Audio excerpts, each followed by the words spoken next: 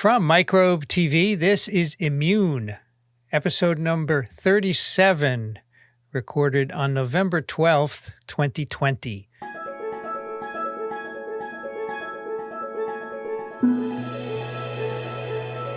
I'm Vincent Racaniello, and you're listening to the podcast about the body's defenders against disease. Joining me today from Ithaca, New York, Cindy Leifer. Hello again. You're in front of the window again. Good job. I am. I'm back home again. From Durham, North Carolina, Steph Langle. Hey there. Good to be here. I'm in my office today, not at home, and excited for some great content we have. And from Madison, New Jersey, Brianne Barker. Hi, it's great to be here. I'm also at home in my little podcast area, and I'm excited about the content too.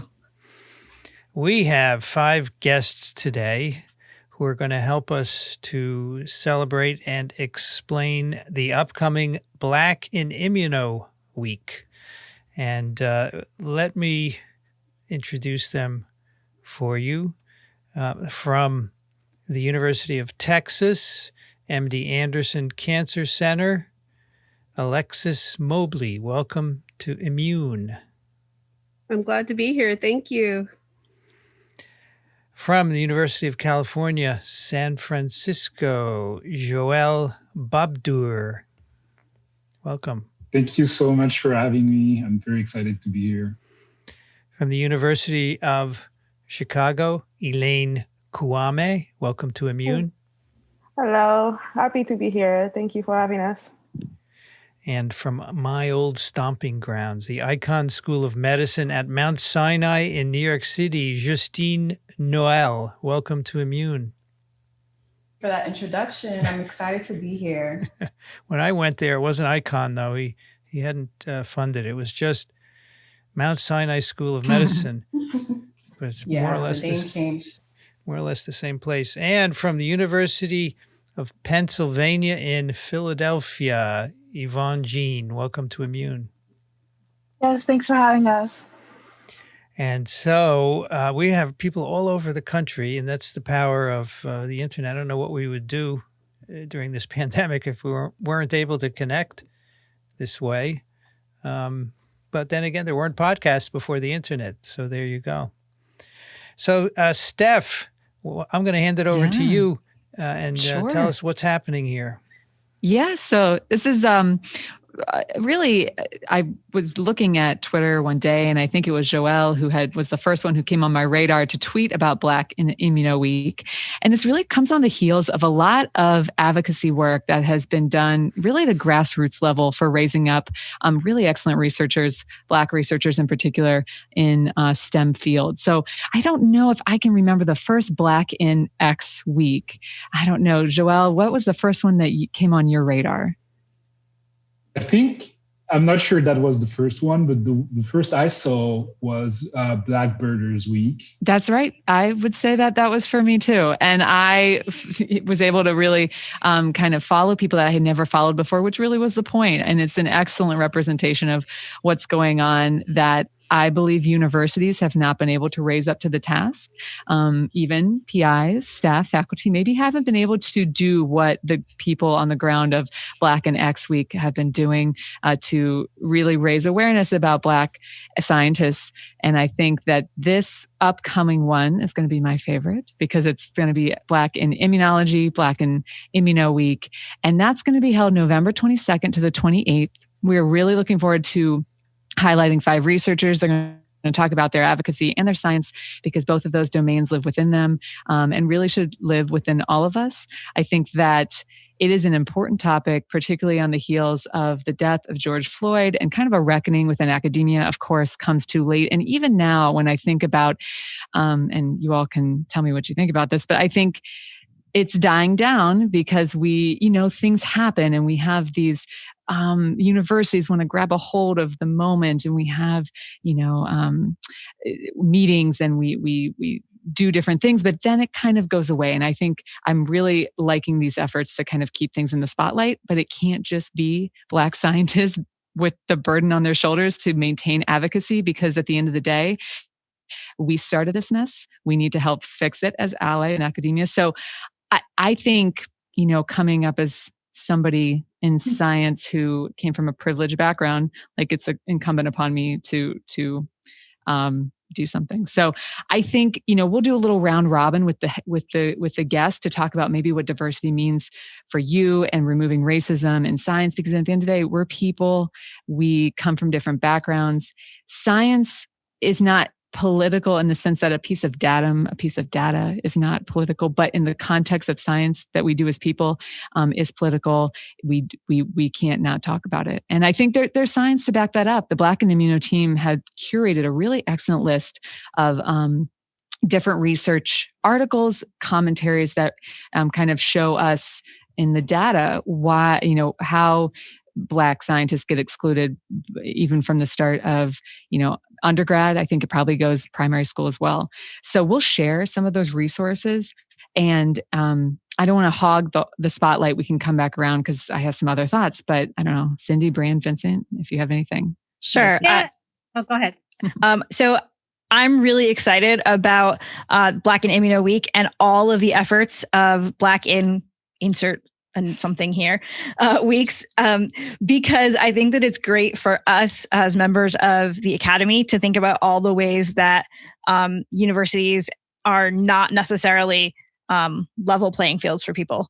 And, there are so many different things that are getting in the way of members of lots of different groups, and so many different challenges that those groups are facing. And whether that comes in the case of those big challenges, or whether that even comes in terms of, microaggressions. I don't know if the opposite of a microaggression is a macroaggression or how we call that. But in any case, we have a lot of different things that are standing in people's way that are not allowing them to be successful scientists.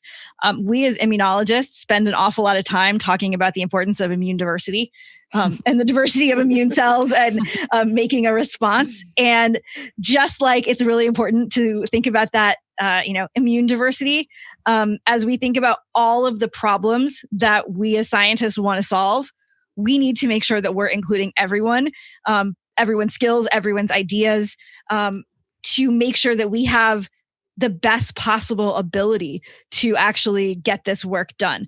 If we're sort of shutting out or putting up barriers in the way of certain people, that's not going to help us to actually get our science done, because we aren't going to have everybody involved.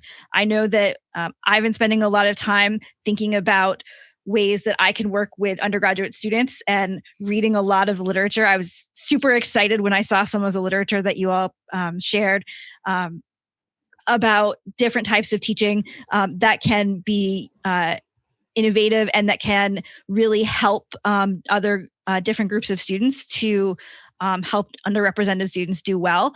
And I also think that I'm really excited to go on Twitter each week during Black and Immuno and some of the previous weeks, and find new people to follow, and also find new people to start talking about with my students.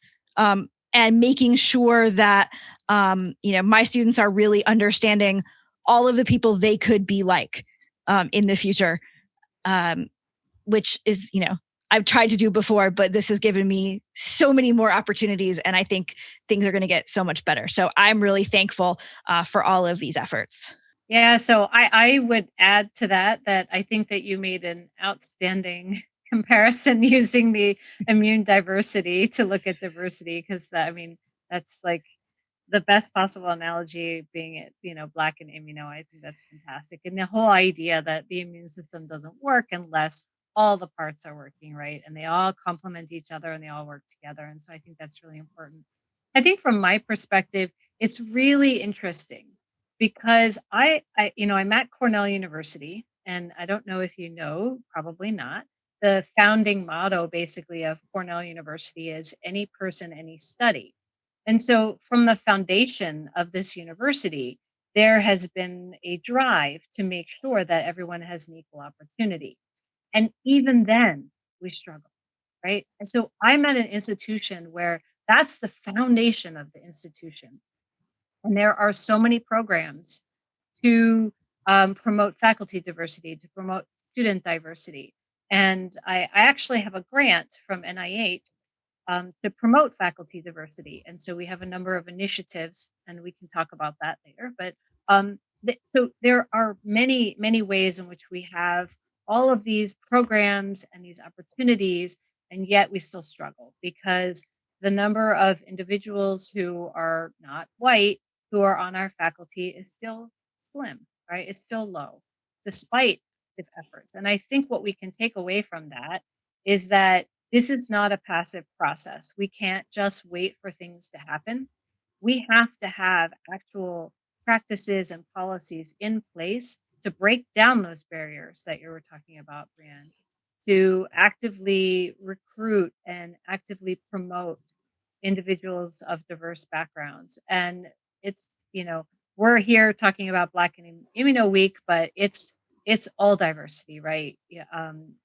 Military disabilities, sexual orientation, race, religion, all of that together impacts everything we do. And so having all those different diverse voices is really important. And I think, actually, I know that it works because the studies have shown that when you have diverse teams, they're more successful than teams that are like each other. So it's when people have different opinions and different backgrounds and they challenge the way you think and get you to broaden your perspective and broaden the types of solutions you might have to a problem when it just elevates everyone. I think the best thing I can say is to repeat a letter that we got on TWIV a couple of weeks ago. We had Kazmikia Corbett on, and this person wrote that they are from a country where they're brought up to be racists, and they make no bones about it. They don't hide it. And this person said, listening to Kazmikia, he felt his racism melting away because he realized what this person could do and overcome all the things he'd been taught when he was growing up, right? So the most important thing we can do is to showcase what Black people can do, not just to show what they can do, but to show young Black people that they can do the same thing as well. And, we have a lot of listeners, so I'm happy to have our time on these podcasts devoted to that.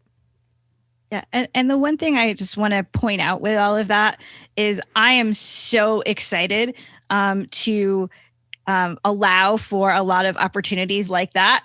And it also sort of makes me really sad that those things have to happen in the first place. And also that anyone has to feel like they need to be some sort of representative, or that anyone needs to sort of disprove any of those types of ideas. That makes me really sad. And I'm honestly excited that I get to hear about 5 new people's science today. Yeah. And I get to hear about 5 new cool projects that are going to really help me, learn more and think more about immunology. So, let's not think about this as just about, we're talking about Black and Immuno Week. We're also talking about super cool immunology. Oh yeah. Absolutely. And and one of the things I would add to that is when you were talking, it reminded me of this thing. And I'm going to butcher this, and everybody will come back and yell at me this, but there's something about Ruth Bader Ginsburg, the late Ruth Bader Ginsburg, made a comment about, like when will things be equal? And she said something to the fact of, when there are 7 women on the Supreme Court or 9 women on the Supreme Court, right? And the idea was that, it was not a surprise when it was all men, right? It was a norm. And what we want is to get to the point where it doesn't matter who's on the panel, nobody notices, right? That everybody really truly is equal. And, so we get to the point where if we have, 5 phenomenal keynote speakers who are all diverse, you don't notice that there's no white man there, or you don't notice the race or the gender of people. You just notice the science and that it's amazing, right?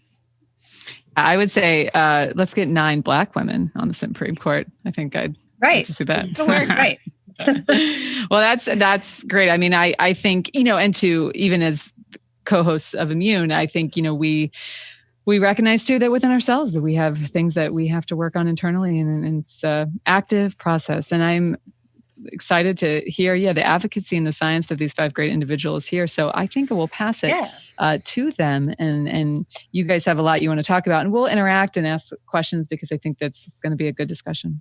Yeah, so I guess I'll start with my science. So is that where we want to go first? Whatever. I think we wanted to know what immune cell you were. Oh, yeah. So the immune cell that I am. Sorry, it's been a while since I looked at the list. Slept since then a little bit, but not a lot. I would definitely say that I am an innate lymphoid cell, particularly group 2. Very convenient because I also researched that cell. So I like to think of them as rare but mighty, small and tiny. I don't know if anybody watched the entire Cells at Work. But they introduced the NK cell and she's just like this great battalion woman that just really, she's smart, but like she doesn't deal with any mess. And I actually loved her introduction. So once it's safe to go out again, I do plan on like cosplaying her at some point because I thought it was the best. So, I mean, I feel like all the ILCs are kind of in that family where, they kind of say, okay, you can calm down, T cells, you can have your moment, but like we're actually the stars and make it a lot easier for you on the tail end. And so that's definitely how I like to view myself and why I love the ILC2 so much. Yeah, those ILCs. And I mean, when were they discovered? Relatively recently. Yes, within the last 10 years, actually. 2010 was when they first started hitting the scene. So wow. That's like a neonatal cell in immunology. Yeah, pretty much. So it's really fun because I like it because for my science, I don't have to be married to my hypotheses because there's not a lot out there. So whatever happens, I'm like, it's a new discovery. We're having a fun time, as long as like the data starts trending, I mean, we're good. So, yeah, I'm really excited about it. It's a cool place to be. How did you find immunology and start getting into this field? So for me, for immunology, it was an accident. Actually, my best friend, she was going to pharmacy school and she needed immunology as a prereq. And we took all of our classes together. And it was actually one of the hardest courses on our campus. And I told her, I'm not doing immunology. And I was like, if I fail the first test, I'm out. Like, you will be here by yourself because you're not messing with my GPA. And surprisingly, as soon as I got into it, I fell in love. And just the complexity of it and how beautiful it is and how, we discussed before, everything has to work in concert. And if one thing is out of balance, then, I mean, it throws everything out of balance. But I could also see myself in immunology just with personal health issues that I'd been going through. So it was cool that I'm like, oh, this is what's going on. And so from there, I just ran with it. I had to, because I needed to know more. I had to do more. So. That's so great. Yeah, that's awesome. And I mean, so after you really fell in love with immunology, what was kind of your journey since then? So since then, after undergrad, I applied for PhD programs and everybody said no.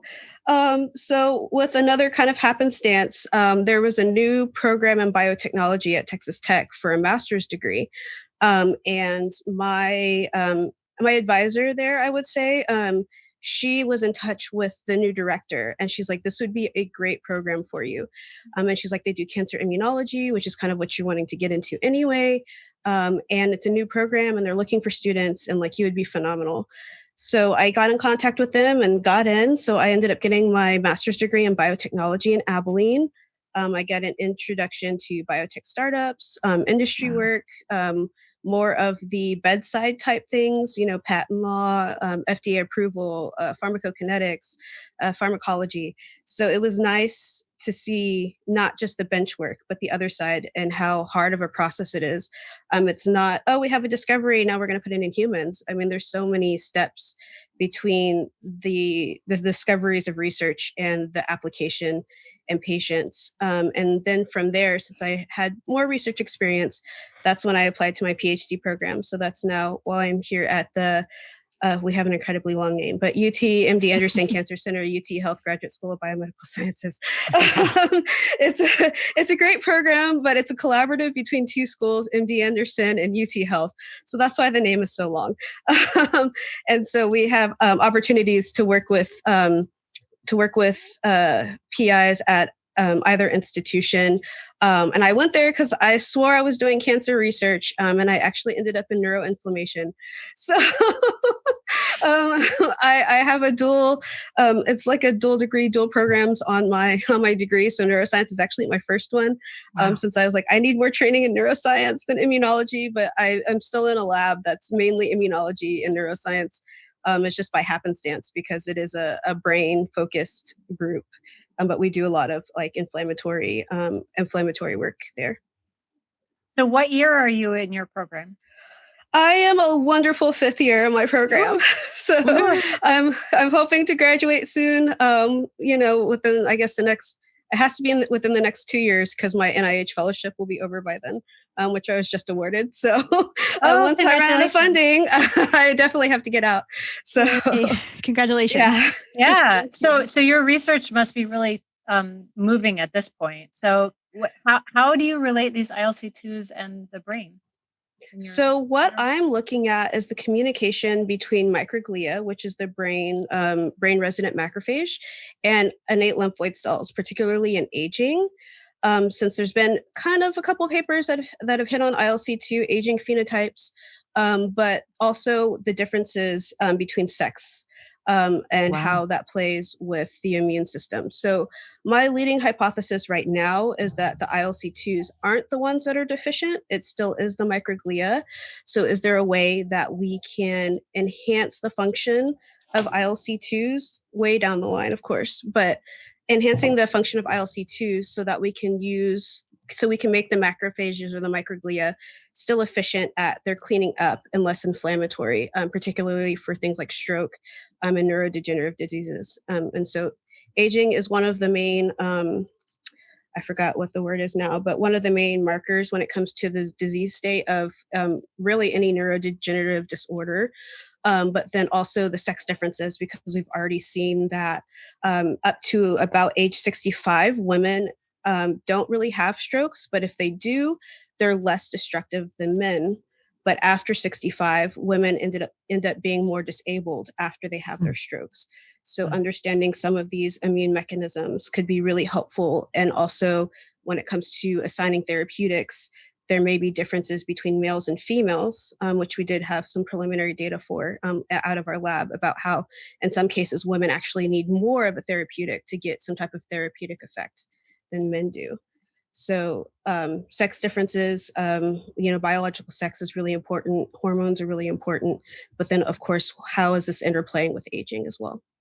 Wow. Well, this is really you're coming together on a lot of different things that are impacting the pandemic, right? So age over 65, sex differences. Do we know anything about COVID and innate lymphoid cells? Has that, I don't know if There was one paper that came out, but it had to do with blood ILCs. It didn't have to do with any like tissues or anything like that. Sure. So there hasn't been too much coming out. I keep trying to ask my advisors because we have a biobank.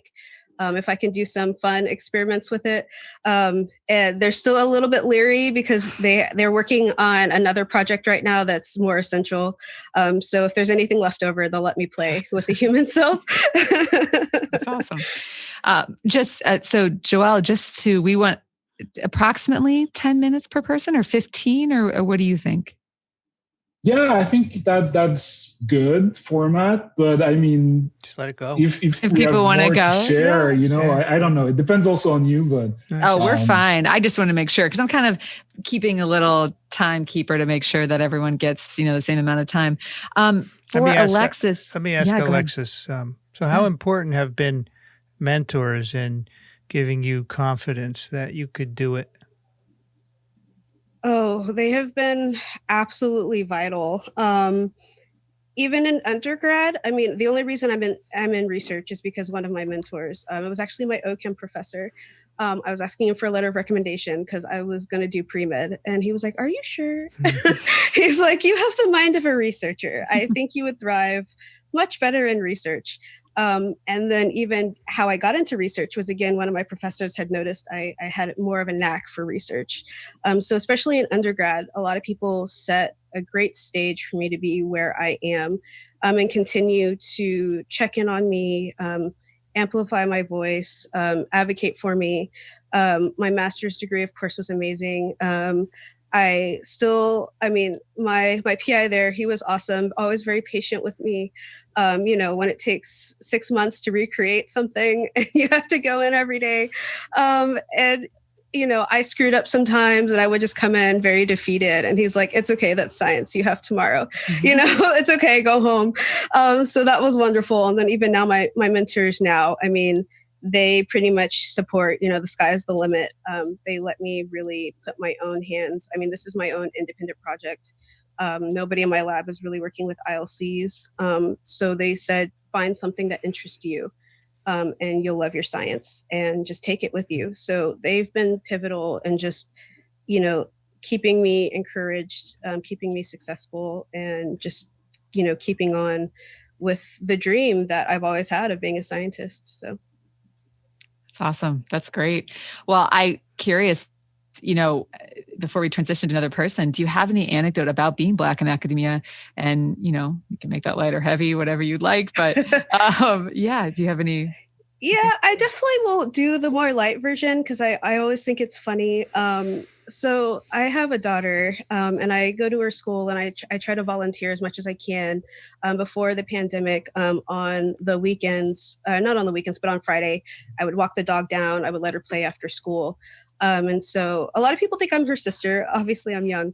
But she's like, no, that's my mom. And so they want to know what I do, or they ask me what I do. And I'm like, oh, well, I'm a scientist. And so I'm like the cool mom now because I'm a scientist, so every time I go sit down, they're like, oh, that's Blake's mom. She's a scientist. So I always think that's really cool, because she has such an international school. Actually, at her school, there is no majority race. So that's really cool. But to know that they seem so excited and ask me so many questions. I'm like, what do you do? And how do you do it? It just makes me excited to know that they have seen some type of representation, because I never got that. And so I just like knowing that I'm having a positive impact, just doing what I love every day, on other generations, and helping them come up and find a new dream and be able to share whatever their great ideas are for science. Awesome. That's great. Well, anybody have any other questions for Alexis? And we could, if not, move on to Joelle. So I guess I have one quick question for Alexis. So Alexis, you mentioned how doing research and things like that sort of allowed you to live up to that dream that you had. When was the first time you were really interested in science? Oh, from the jump. I wanted to be a geologist, actually, for the longest time. I actually still collect precious gemstones and rocks. They're all around my apartment. Funny story, we were in Italy, and we were climbing Mount Vesuvius, and there's a halfway point, and I saw a rock. And I was like, I want that rock. So I said, I have to go to the top or I can't get it. And so I bought it. And then my mom, because, the 50-pound limit, she's like, how are you going to bring that back to the States? And I was like, throw out all my clothes. I always wanted to be a geologist. I remember doing the science fair in second grade, where I was trying to look at the properties of toothpaste and which one is the best cleaner. Nearly blinded myself with one of those, I don't think it was scope, but it had diamonds or something, and I had a microscope, and that was just not a good idea. But from there, it's just, cultivated to different fields. And I think it's cool. I don't think I would have ever thought of immunology. Honestly, if it wasn't for my best friends, I wouldn't be here. I would probably be in cell biology or somewhere else. So it's just been fun watching the development, even for my parents, from, like I said, from very, very young to now an adult, and a growing adult at that, of the things that I can do and what I continue to do. Awesome. Well, tell your best friend thank you for us. Yeah, I would say I'm glad you're not a geologist. I'm glad you're an immunologist. Awesome. All right. Well, we'll move on to Joelle. Hey, it's amazing to hear all this about Alexis. It's funny because we've been working together now for months, But I realize that having this podcast is going to be a chance for all of us to know each other even more than that. I mean, we're having meetings every week, and we have a Slack channel, and we've been working on putting together the Black in Immuno Week, and we work as a collective, and we know some things about each other. But yeah, it's really exciting that we're gonna get to actually know even more. So yeah, that's really cool to hear about Alexis, and I'm excited to hear about the other one as well, actually. Great. So I think we're doing the round robin of ask what type of immune cell you are. I don't know if that means what your favorite one is, but at least what you represent. Yeah, I think my favorite one is also the cell type that I am. I am a dendritic cell, and I think right away, let me say that they're the best cells in the immune system. I think we're going to have a fight here. Yeah, there might be a fight. We might have to fight. We'll see. I knew that was going to, brush some people in the wrong way. I knew it. Too easy. Really easy. I'm not going to fight with you about that. Okay, I know you have so many pseudopodia. You have so many arms. You'd be maybe hard to beat. Yeah, right? Yeah, it's like... You really have to go really strong to fight the dendritic cell.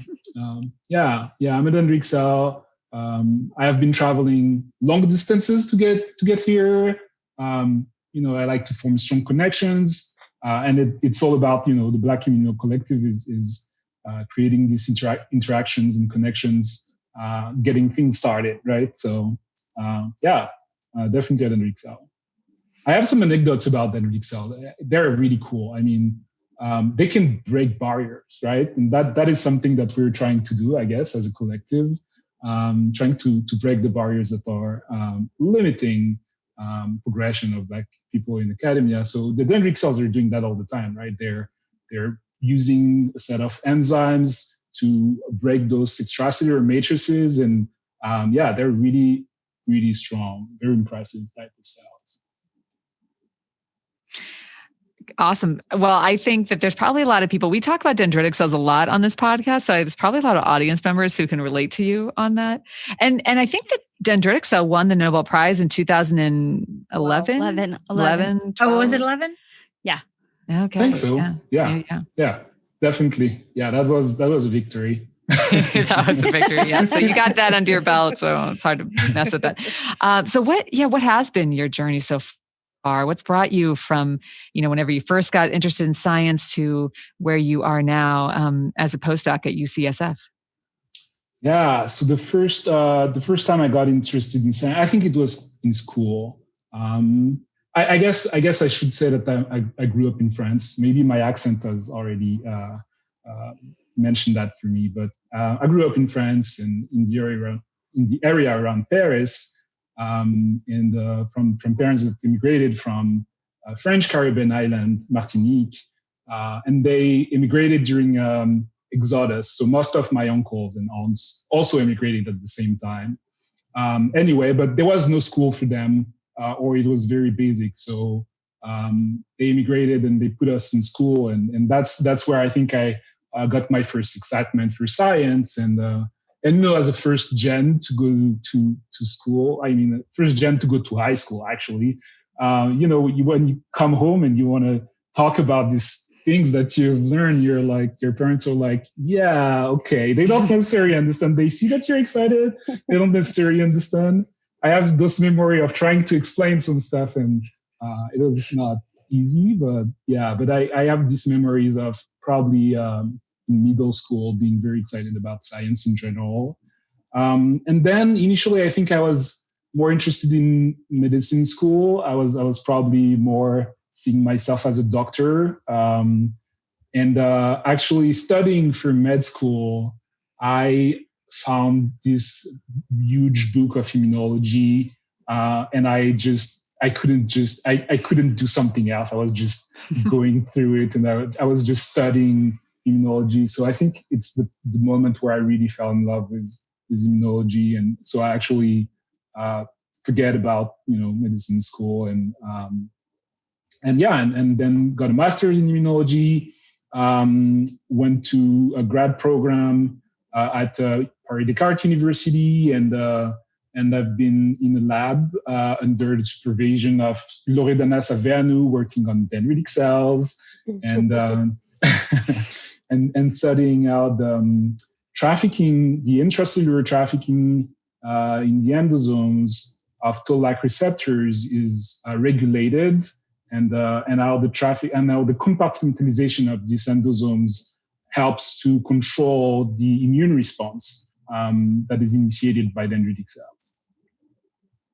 So that sounds super exciting. I feel like I could ask you some questions about that all day. But what types of things are you working on now? And sort of where's your research going right now? Yeah. So I have currently multiple translational projects where I look at the immune system of patients, of healthy patients and healthy individuals. And basically all my projects basically converge into one single question. What are the factors that influence immunotherapy responsiveness? And one of the factors that I am particularly investigating, is the microbiome and the metabolome produced by the microbiome. And everybody has a different microbiome. So I want to understand how these individual differences may influence the immune system. And especially in patients where we're trying to use the immune system as a therapeutic strategy to fight the disease, right? And we've seen that, some people are responding to this immune modulation, some people are not responding. And recently, in the last 5 to 10 years, there have been some investigations that have shown that, if you have, the responders have a different microbiome than the non-responders in some clinical contexts. And this is something that I want to dig into other clinical contexts as well. So I developed a project in cancer. I have another one in autoimmunity, one in transplantation. Basically, all these clinical contexts where we're trying to modulate the immune system, either to tune it down or to try to boost it to try to resolve the disease. So how are you actually measuring some of those things? Sorry, Cindy. Well, I was going to say, you could be delivering my talk. I always say, because I also work on the intracellular TLRs and talking about tuning up and tuning down and using that, how do we understand when they go wrong for autoimmunity and, under lower levels of signaling that lead to inability to, develop appropriate immune responses. You're right down my alley. I mean, your dendritic cells and the TLRs. I love it. I love it. If we tweak the cells and we tweak exactly the receptors, get them to be DNA receptors, and I'm on board too. That's the TLR I work on is the DNA receptor, right? Yeah. Perfect. You guys should have a separate Zoom meeting and geek out over all that. Oh yeah, that sounds really fun. We can definitely talk offline. Yeah, I'm very excited to chat with you about all this. Yeah, love it. And it's funny because there is this connection between my grad research work with toll-like receptors and endosomal trafficking and all that. That is very basic science, and now I've moved into more systems analysis. So I'm basically using single cell methods like CyTOF, single cell RNA-seq to analyze the immune system. But I also collect microbiome samples from stools and other parts of the body to look at the microbiome and also the microbiome-derived metabolome. So using mass spec and shotgun metagenomic. And so I've grown my computational skills up, and I'm pretty far from what I was doing during my grad research. That was more like biochemistry, confocal microscopy, but I'm planning in the future to merge these two things. So yeah. So speaking of the future, you're a postdoc, so you must be thinking about what the future entails. Yeah, well, it's been multiple years that I'm postdocing, but right now at UCSF, it's been 3 years, and I'm planning to try to wrap things up within a year. I'm excited to at some point be on the market. I think I'm targeting to join faculty somewhere someday. So Okay, well, maybe you'll get the immune bump and it'll put you on people's radar when you go out into the market. I hope so. I hope so. Oh yeah, that'd be great. So I actually had a question for you because you mentioned that you were first gen, and you actually mentioned you were the first year family to go to high school. And I kind of want to do a poll. Like, how many of us are first gen? First gen what? First gen what? First gen college. Oh. I'm a first generation advanced American. Degree? I'm a first generation American. That you can say that's So I think, most of us are either first gen to go to college or first gen to go to college and first gen go to advanced degree, or at least just advanced degree. And I think that's telling, because there's a lot of people out there wondering, is this for me? Can I do this? I think we can all say, yes, you can. sure. Yeah, definitely. And it's part of the mission of Black in Immuno. I think we definitely want to convey that we exist and we're doing awesome science. And we definitely want the generation coming to be able to refer to these people and being like, whoa, they do these really cool things. Maybe I can go into that as well. And we want to create this excitement in the generation that are coming. So yeah, it's part of the mission, definitely. So do you have a story or anecdote about being Black in immunology? Yeah, I do have good ones and I mean positive and negatives one. I guess one really good classic is when I talk about my science, or when I've been talking about my science, I think some people would be like, oh wow, you're so articulate.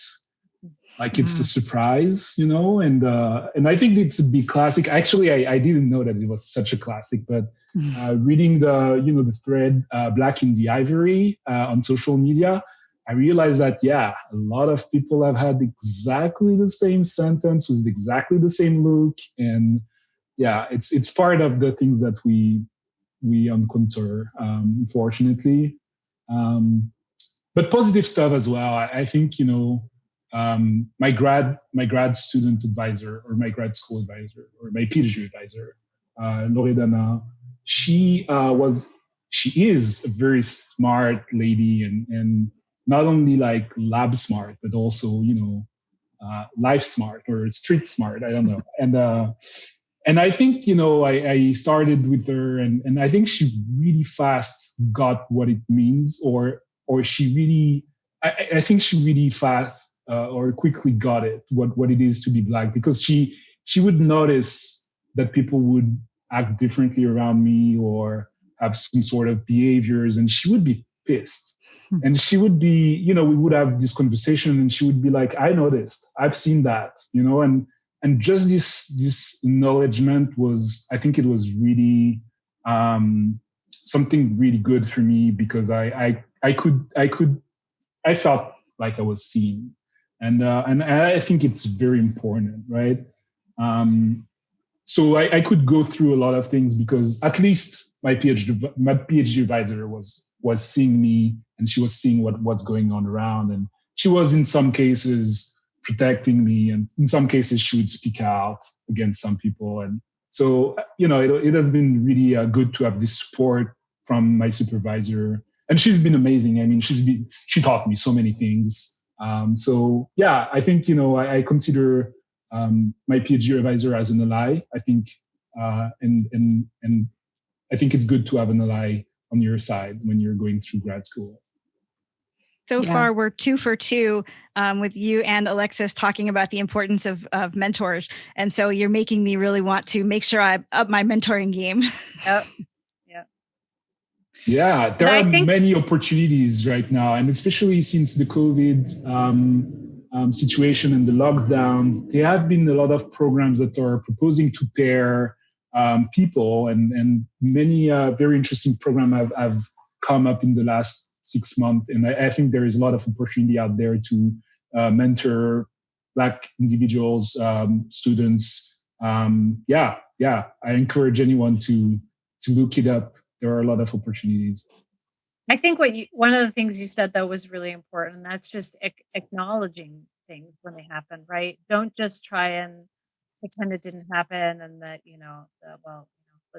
let me make things better or whatever. But calling it out, speaking it, yes, especially because people feel that they're heard. Yes, that. And it's like, you all need to, use your energy to be doing your science. You shouldn't have to be using your energy to explain to people why you're even there, or yes, I speak fine. Like what, all of this, it's just so much energy that you just spend when you're like, I need to think about ILCs and dendritic cells. I don't have time to be worrying about, things like that. So I think mentors and PIs especially can really help deflect some of that, in acknowledging what the stories you said. So, well, and even peers. Yes. As like we as allies, we as colleagues can be like, no, that's not okay. I think though, Yes. I think your point though of saying that your mentor was female and that she was really good at that. I personally, as a female in academia, can understand and relate to that. That things happen to me, and I wish somebody would speak out and defend me. Right. So I think that we can see it really easily when it happens. But I think that we as women in academia also have to be strong enough to stand up and say something as well. And that could be a challenge for some. Right.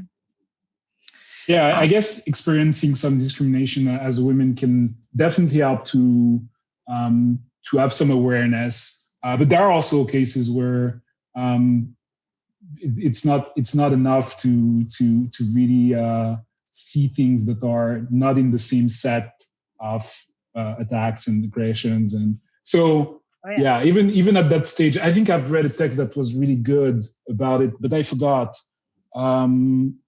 Undoing the knapsack or something like that.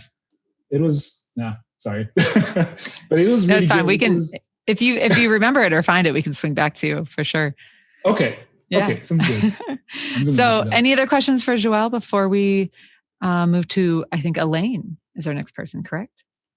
All right. Well, I think Elaine can take it away. We know what the first question is going to be. Yes, I can finally talk about the real cells, the C cells. Oh, come on. Okay, Elaine, we are not fighting today. Like, we're not doing it. Alexis and I know we have this, long-standing argument about, the real cell are the T cell. So I think my favorite cell, and I think I am also that particular cell, a CD4 T cell. And what I like about CD4 T cells is that they're very nice with the dendritic cells, so we tolerate them. But they are really good. CD4 T cells are really good at judging the environment and figure out what they need to be. So I really love that. I feel like it definitely fits my personality because a little bit like Joelle, I also moved around a lot, so I have to really adjust to different environments. So I like this ability to be like merge into the environment. So this plasticity of the CD4 T cell is something that I definitely relate to. And they're really nice. They're helping the immune system, to do what they're supposed to do. So I feel like they're like, keeping everyone in check and doing their job. So that's why they are the real self. Do you have a specific subset? I do study Th1, so the inflammatory type 1, but I think I like the Th17 because they are so popular in mucosal immunology, and they're pretty cool. So I think I'm in between Th1 and Th17. Well, they're both, pro-inflammatory. So I think there's a connection there. That is also my personality. So that's why we're always fighting. I love it. Love it. That's awesome. So Elaine, what's your story, your journey? Oof. Oh my God. My journey. So I was fortunate to have parents with PhDs. So my parents are scientists, but plant scientists. So growing up, my dad would take us to the garden and always trying to plant something new. And I don't like nature. So it was pretty, it was hard growing up and then, having always to think about plants and touch things with your hands. And this is disgusting. But I did it because I love my dad. So I was like, I'll do it for you. But I think growing up in that environment, really pushed me to be curious, to always question things around me. So I think at heart, I was a kind of a scientist already because I was very, very curious. And I had the opportunity to really always express myself growing up. So I grew up in the Africas. So I guess I was born in Florida, and my parents moved to the US for their PhDs. So they were at the University of Florida. And then after that, my dad was like, he doesn't want to stay in academia, so he's gonna go back to Ivory Coast. So we all went back to the Ivory Coast, and over there, I feel like I was really exposed to, obviously because it's a tropical area, was really exposed to like viral diseases or like just pathogens in general. So like malaria was the thing. Like I had malaria multiple times. And funny enough, my younger brother, like almost never had malaria. It was like super resistant. And I think that's something that really bothered me as a child. It was like, why are you not sick? And I always get sick. I was very like the weak one in the family, I think. So like I was really frustrated with my immune system. So I feel like that already like kind of made me more curious about the immune system. So like, why am I so weak and why is this boy so strong? So that kind of basically like made me more and more curious trying to figure out what my immunology, mostly about malaria. So I always like read about malaria, even though I don't study it, because I feel like it is my first love of like science, real like scientific research. So then I moved back to the US for college. So when I was 16, so I went to Temple University. I studied biology, and there I found a very good mentor, Dr. Jacqueline Tanaka. I think she's at Yale now. She was my professor in biology, and she was amazing. She listened to me because I felt like when I moved to the US, I became like a story. So I feel like I lost my individuality. Like I grew up in an environment where everyone looked like me. So I feel like I could stand out as me, the individual. And when I moved to the US, I feel like I became just like a Black person in the classroom.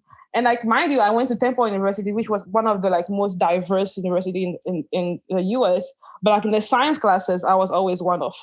So I became like the representation of an entire group. So that was really scary. So when I met Dr. Tanaka, I feel like she was the first one to ask me questions about myself.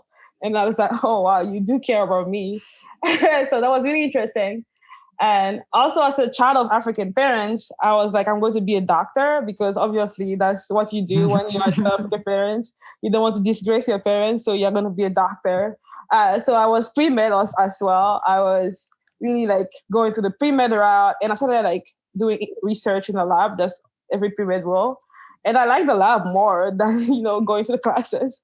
So I was like, maybe I will explore that option. And I have really fabulous mentors that really helped me, guide me through the research process as well. So kind of like why I decided to go to grad school. So I took a year off before grad school. So I did a prep program with the NIH at Indiana University. So I was still in that phase, like, should I do med school? Should I do grad school? So I feel like that year was really good for me to figure out where the research was for me. And I actually studied microglia a little bit like Alexis does now. And I think I was really like in love with microglia because they're really good. Even though like adjacent macrophages, adjacent dendritic cell, I still like them enough. So they're like always, I studied microglia in the context of Alzheimer. So I was really like exposed now to like cytokines and inflammation. And I really like those concepts more than the neuroscience part of the project. So after that, I decided just to apply to like immunology programs. And that's how I decided to go to the University of Chicago. That's awesome. So what are you working on there? That's interesting. So, my project is like a mix of virology and immunology. Yay! Brian's jumping up and down right now. Yeah, I actually I love arms. I actually started listening to TWIV to learn virology when I started grad school, because I was like, I know nothing about viruses, and I'm in this lab that study viruses. So I need to listen to what virologists think about, or like how they phrase questions. So I will listen to TWIV. So shout out to TWIV. Wow. So my project worked on reovirus, which is a double-stranded RNA virus. So we study how reovirus basically change the immune response to food antigen. So we have like 2 strains of reovirus that I work with, and our collaborators at the University of Pittsburgh, so Dr. Terry Dermody. So they basically ship us virus. So I don't do a lot of virus manipulation. They just deliver them to me. So shout out to all of them, to them for all the virus work.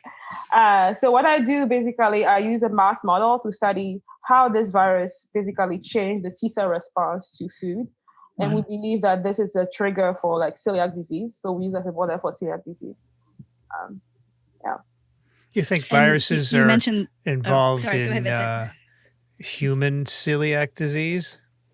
Yes. I remember that paper on Twitter. I do. That was the paper. I am following up on that project.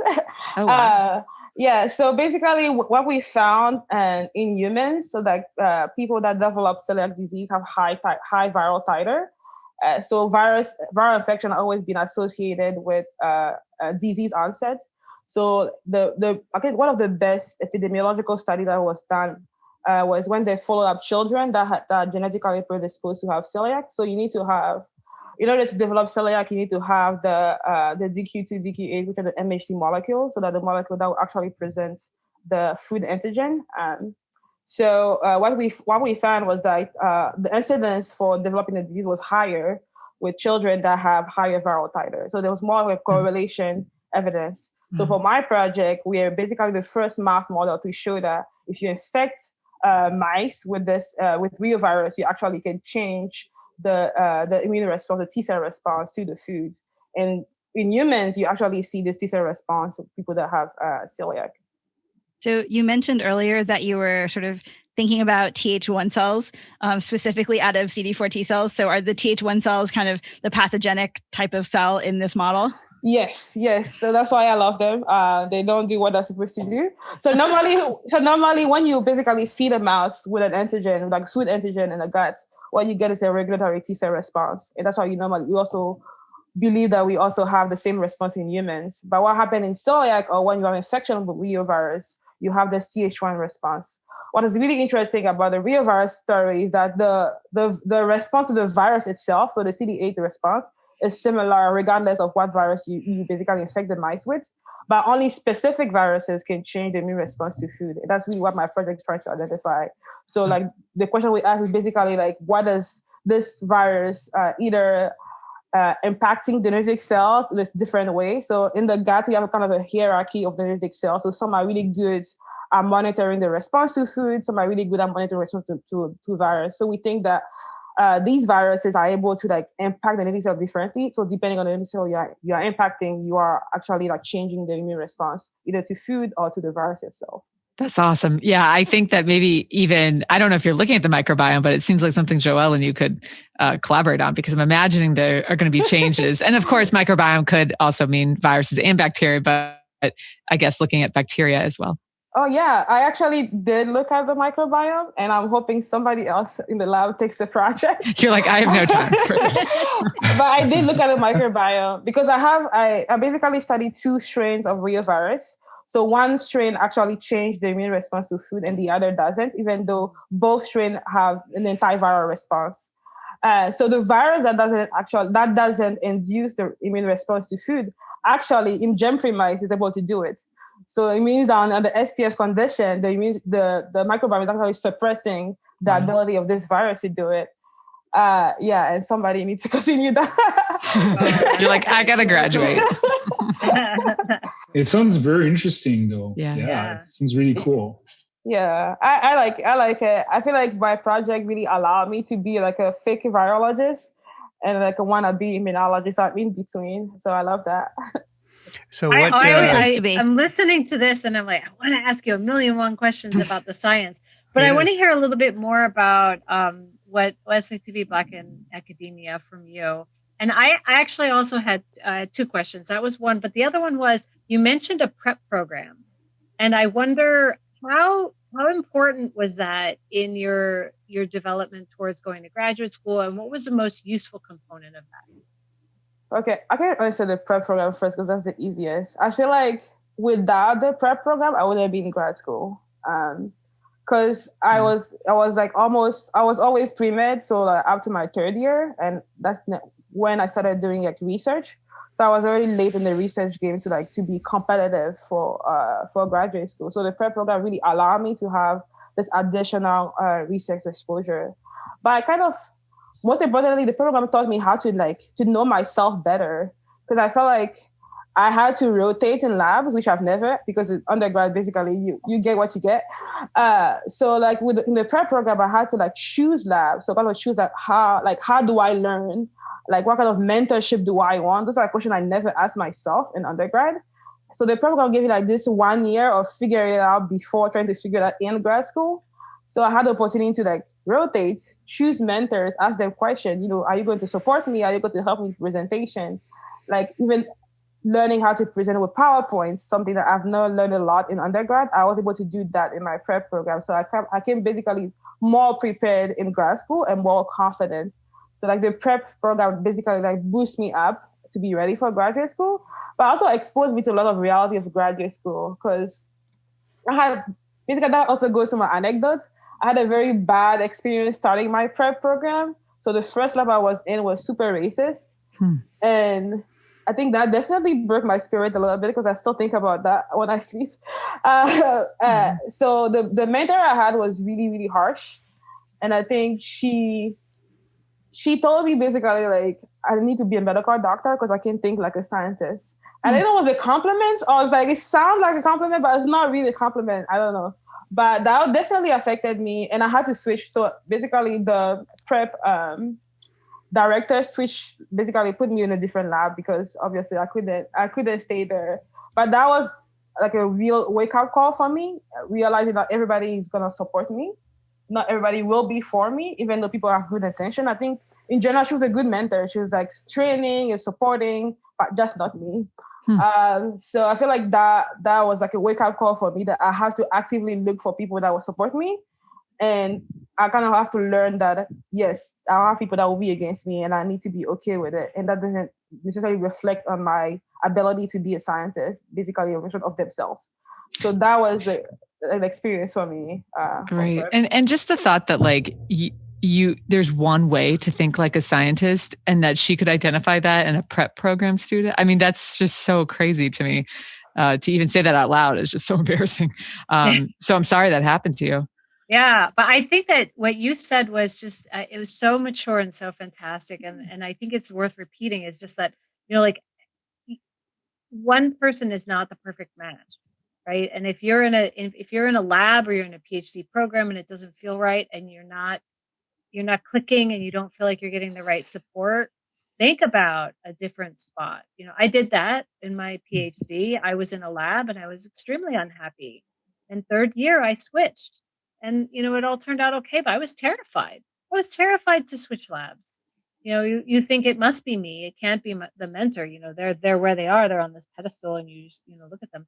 But to have that, you know, knowledge about yourself and what you needed to be successful and how that program helped you, that's amazing. It's a great story. I love it. Yeah, I also had like a very great cohort of friends in my prep program. So I feel like I doubted myself, to be honest, because I was like, well, maybe it's me. Like, it's not the person. So like me sharing those feelings with people around me, they're like, no, it's not you. You should, you know, tell somebody about it, do something about it. And I did because they really encouraged me. And when I switched lab, it was like day and night. Like the mentor that I had with the second lab, like up to today, we are still in contact. She was still like, hey, O'Leary, shout out to you. She always like email me, text me. She's already thinking about my postdoc lab. And I was like, I'm not even thinking about that. After that, she's like, she was a cheerleader in undergrad and she brought that spirit in the lab and also made me always happy. So she always clap. So when I go to lab, like I always also clap because it makes me in a really good mood. I think she's amazing. So I feel like switching was definitely good. Showed me like, you know, there's better somewhere else. So. That's awesome. Well, I love your stories are great. Loved hearing about your science. Does anybody else have any questions before we move on to Justine? All right. Thank you, Elaine. If I started asking about the virology, we'd be here for a really long time. I am like, I have to hold back science. We're going to have people back to talk about this. Yeah, honestly. We're thinking about all these really interesting topics we can bring up on Immune later. Yeah, no, I love that. I'm thinking throughout the 2021, we just have each one of you back. You pick a paper. We'll go through it. We'll talk science. I mean, more awesome. Be great. Awesome. All right. Well, Justine is up and she can tell us all about herself and what immune cell she is. So I'll start off with my immune cell. I would say I'm a macrophage. I'll do the arms now. And just jumping.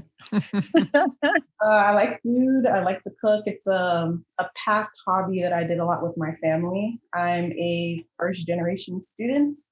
My family is from the Caribbean. When they came here and they had me, and I went to school to undergrad at Stony Brook University in New York City. That was my first real exposure to research, I would say. I was a pre-med like Elaine said, I came from a family where you're successful if you're a doctor or a lawyer. So I didn't even know that getting a PhD or being a scientist or a researcher was even a thing until I would say my senior year in undergrad. And thankfully, I had a very, very great advisor, Howard Sorokin, in the neuroscience department. So in his lab during my last year, I did a lot of research on neural development, particularly on the FGF signaling pathway. And I identified this protein called Churchill, used zinc finger nucleases to do like site-directed neogenesis. And we found out that Churchill was involved in cell migration and neural development, or the mesodermal development. So that kind of like really jump-started my interest into research, just being able to ask a question and then coming up with different experiments to answer that question excited me so much. But I didn't have enough research experience at that time to directly go into graduate school. So I did the same program actually as Elaine. I didn't even know that she was Oh, wow. I was a prep scholar as well at the Icahn School of Medicine. And that's when I joined the microbiology department, and I worked on identifying different proteins that were involved in the transcriptional response of the antiviral response to influenza. So that was like a great experience because I had the time to actually be taught like molecular biology. I in my previous lab in neuroscience, I kind of was doing a lot of development, behavioral studies. So this was my first hands-on experience, like running a Western blot or things to that nature. So I felt like that gave me like a really strong foundation, and I really loved the environment at Mount Sinai. So I just transitioned from prep to the PhD program, and I did various rotations, and then I ended up in my lab now, which is Cecilia Barron's lab. And right now I am looking at different prenatal environmental exposures and how they are connected to offspring's allergic disease risk. Oh my gosh. Just hearing that is like beautiful sounds to my ears. For anyone who is not watching, because we do the video on YouTube, the way Steph's eyes lit up at the word prenatal was pretty impressive. I'm just like melting over here. Scientific heartthrob. Anyways, go ahead. Talk a little bit about it. So right now I have developed like a bunch of in vitro assays to look at the immune response in children that are at risk for developing allergic diseases. And eventually I will move on. Once I finish validating some of my preliminary experiments, we have 2 birth cohorts that I would use to validate the information that I'm presenting or generating right now. So my 2 birth cohorts are 1, prenatal stress, so how psychological or chronic stress during pregnancy alters the children's immune potential and how that can potentially skew the CD4 responses to a more heightened Th2 response and potentially lead them to be more susceptible to develop allergic diseases. And the second cohort that I'm looking at is more on the farm exposure side. So farm exposure has been shown to play a protective role in allergic disease development. So I'm really looking at like these 2 cohorts, the children's innate immune responses, because not much is known of allergies and innate immunity and how that initial response is generated. It's kind of thought that there's like this hyperinflammation and that could lead to a loss of central tolerance. So that's what I'm really like trying to tease out right now. Yeah, that's excellent. And so those cohorts, those are ones that you had your team enrolled in during your time, or was it a cohort you already had samples from? So it's a mixture of both. So It's a collaboration with labs at Rochester for the farming cohort, and at Mount Sinai we have our collaboration, and we have our own cohort of inner city patients that come in, and they get their psychological scores based off of like surveys of like this crisis survey. So how much adversity you're going through during your pregnancy. So. Sure. And I don't know if you have already completed enrollment on that, but I would imagine that COVID would play a large role. And I'm curious, the stress of a pandemic, are you thinking about that in terms of your studies?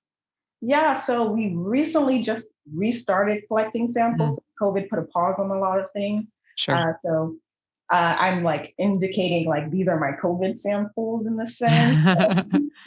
We'll see. Once I finalize my current assays, because I do a lot of like flow cytometry, spectral flow cytometry. So once I finalize my panels and move on to like my clinical samples, yeah, we'll see. That's awesome. And it highlights too, there's a lot of different model systems that immunologists use. So the audience has heard about mouse models, clinical cohorts looking at, can it translate to humans? And then I don't know if I think we're going to talk zebrafish. I thought I saw that on the notes somewhere. I don't know if somebody had a zebrafish model connection. Oh, I think that's Medina. It was Medina, I believe. Yeah. That's right. It's Medina. Yes. Yeah. And she's going to record later. Maybe we're going to slice it in. I don't know, beginning or end. We can chat about that. But yeah, so you can use many different types of models. So, but the clinical cohort one is great because the translational aspect, human immunology, we learn a lot about mouse immunology, but not as much as human. What's in your future? What would you like to do next?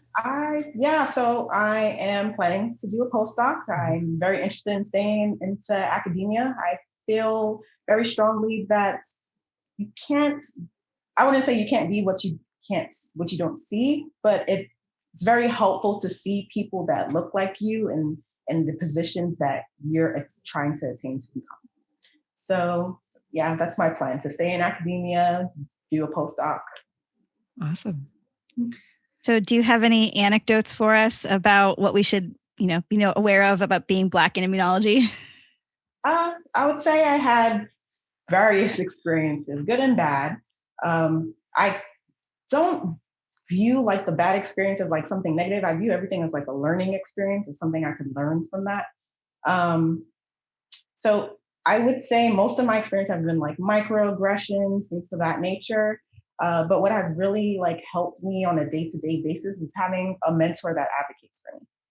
I think that's very important, to have someone that talks up for you when you're not in the room, and provides you with tons of opportunities that you may have not even known about. Like I said, I didn't know that this existed until probably like 8 years ago. So I have no idea what the resources are. I have no idea how to navigate. So it's very helpful to have multiple allies and advocates in the corner to help me grow during this process. Yeah, absolutely. What for your postdoc, are you thinking of staying within the same field? Are you thinking of branching out? Do you have any thoughts on that? Yeah, definitely want to stay in the maternal health aspect, but I'm keeping it very open. So my background in undergrad is neuroscience, and then I kind of did like this big switch in a sense to immuno. It would be very nice if I could merge those two together. I would say I'm a little bit lucky because my thesis project is in a sense like my dream project, like to study stress and how that impacts the maternal health, and then to see the potential impact I may have on their offspring or generations to come. To me, that's very interesting. So, if you want to stay in New York, I bet Steph has a suggestion for you. I do. That was what I thought too. Yeah, I do. Yeah, my current boss. So we're a pediatric maternal immunology lab. Sally Permar, she's actually moving to New York City to become the department chair of pediatrics at Weill Cornell. So if you're interested, now we study viruses that impact. So mostly CMV, HIV, but we're doing a whole host of different ones. So if you want to get in contact with her, I could give you that info. That sounds amazing. I do have a little bit of viral working in the department at Right. Well, and the great thing too about a postdoc, and I don't know what the group thinks, but there's the question of, do you diverge very far away from your graduate work? Do you not? Because the startup time to get those skills. But I think, picking up new skills can only be a benefit. I don't know what Cindy, Vincent, and Brianne think, but That was what I did. And I would definitely go that way again in terms of trying to learn something new and learn new techniques and learn a new process, and also learn about how I learned about projects. Yeah. Yes. So Justine, do you have any other final thoughts or things you'd love to talk about? Oh, I think we lost. I think we lost your sound. I think your mic disconnected because it doesn't say it's muted, but we don't hear you. What we could do, Justine, think of whatever you wanted to say and hold on to it, and then we'll circle back. Okay, great. So I think that our last person is Evonne, and we are going to let her take it away and talk about her immune cell of choice. Okay, so it's interesting that you referred to me as her, because I was actually noticed in the beginning we didn't ask each other our pronouns. Oh, yes. I go by they, them. That's another thing about diversity, having more people who identify differently than you makes you aware of those things that you may not have been aware to otherwise. Absolutely. Yeah. And, just even bringing that up, taking it as a learning opportunity, we did not start the podcast doing that. But in the future we will. And do you have anything else, that you want to talk about in regards to expanding the definition of diversity? Not to put you on the spot, you don't have to, but. No, for sure. Because also disabilities, whether it be visual or non-visual, is something that universities don't really consider when they say diversity. Most of the time they mean racial or ethnic diversity, but diversity with able people is also something that universities need to be more accessible to. Absolutely. Absolutely. Great. Well, thanks for that. And your, immune cell type. Yeah. So apparently me and Alexis have a lot in common, because I also said I was an ILC. They're very rare, but they're very niche and necessary in order to combat an immune response. I also studied type 2 immunity. So I would say ILC 2 as well. And they're very unique and they're interesting to study, and they're very niche in their environments. So I think I'd relate to that a lot. That's awesome. So tell us then about your journey getting to where you are at now, and kind of what was your first moment you knew? I don't know if it was a moment, but when you knew science was for you. Yeah, so I kind of always knew science was for me. I was really interested in biology in general. I didn't know it was called biology, but I was really interested in animal behavior. Oh. I thought animals were just so cool, because they're different from us. But there's things going on in there that we just can't access. So I was very interested in animals, and I wanted to study animals no matter what it was, from elementary school upwards. But I didn't want to be a doctor, and I didn't want to be a vet. So I was like, there's some way I'll get to science without doing those two things. And so then in undergrad, I was made aware of internship opportunities. And so immediately freshman year, I started applying to internships, and I got my first internship at Brandeis University, where I was in a research-based lab. And that's when I was like, okay, I can do research for extended amount of time without becoming bored to it. Because people who are pre-med and they go to research internship, they're like, okay, this is not for me. But I didn't have that moment. So I was like, yeah, I can do this for as long as it takes, basically. And then I had an internship every year after that. But where I became interested in immunology was my second internship at University of Virginia, where I was in Jan Kipnis's lab studying lymphatics in the brain. Oh, wow, nice. The central nervous system. And he's on Twitter, is that correct? Yeah. I was going to say, because I think I'm reading his tweets a lot, so yes. Yeah. He recently moved to Wash U, but he was at UVA when I interned there. And I got really interested in how immune cells can influence the central nervous system, or the nervous system in general. Because I thought I was wanting to do neuroscience, but it's a very complicated field. I wasn't understanding any of it. And so I was like, this is how I get my foot in the door with neuroscience. I can do neuroimmunology, even though immunology is just as complicated. I was going to say, it didn't choose the easier one. Yeah, but at least in my head, I could understand immunology because it's more clinically applicable. That's just how my mind works.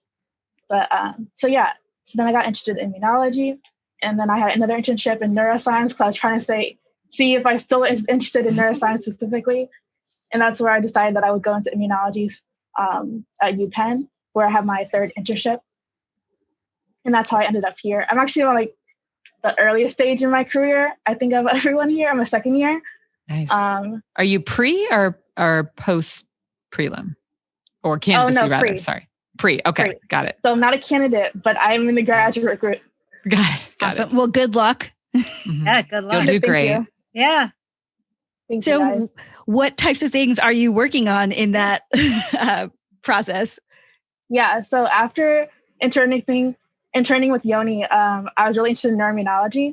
And so I knew I wanted to do immunology, but I still wanted to keep some neuroscience elements in there. So I'm currently working on a neuroimmunology project. I joined Justine Herbert's lab. He's an immunologist here at Penn, the only Black faculty on staff. And but he was very open to me basically incentivizing this project from the ground up with a collaboration with Ismail Abdus-Sabbar, who is a neuroscientist who did his biology PhD here at Penn. Right. And he's in the neuroscience program, I guess. And so I'm being co-mentored by them. And we're studying, he studies itch and pain sensory neurons and the peripheral system. And then Justine Herbert studies type 2 immunity. So we're trying to combine those fields. Wow. It's very, very early stages of the project. But what I can tell you about it is that we are injecting or use optogenetic tools to study sensory neuronal behavioral outputs in the hindpaw of mice. And what I would like to do is to identify the immunophenotype and how neurons are influencing how immune cells respond to inflammation. Wow. There's some investigations that suggest that there's primarily type 17 immune response when you optogenically stimulate neurons. So somehow neurons are influencing how the immune cells are tailoring their response to inflammation. And that's what I want to study. So is there interaction the other way? You mentioned how the neurons can influence immune cells. Do immune cells influence neurons in any way? For sure. Neurons have a lot of cytokine receptors, such as IL-4. They also have a receptor ST2, which is for the inflammatory cytokine IL-33 released by epithelial cells. So there's a lot of avenues for neurons to respond to immune cells. But it's a really open field right now. It's kind of like Alexis said, there's not a lot out there. So it's really, really fun to study because you can pretty much do anything. Yeah, there seems to be a lot of crossover too of the neuroscience interest, which it is a burgeoning field. I think there's a lot of areas that you can kind of cover and kind of develop your niche, which is integral for us as trainees. So that's very exciting. Yeah, I just want to say, Evonne, I think it's great that you're studying like neurons and the immune system, because that was actually one of 3 proposals I put together, even for mine, pitching to my PIs, which I guess when I was writing the stuff, I didn't realize how to write that. They're like, this is an R01, so pick one. So I ended up picking microglia. So it's cool that there's other people out there kind of doing the neuron track. So I think that's awesome. I'm so excited to see what you do with that.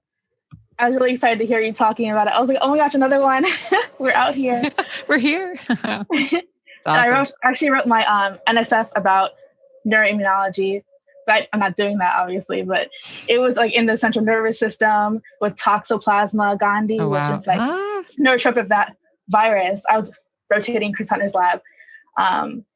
So I was wondering, because they, once they get to the brain, they can form these plaques and they just stay there.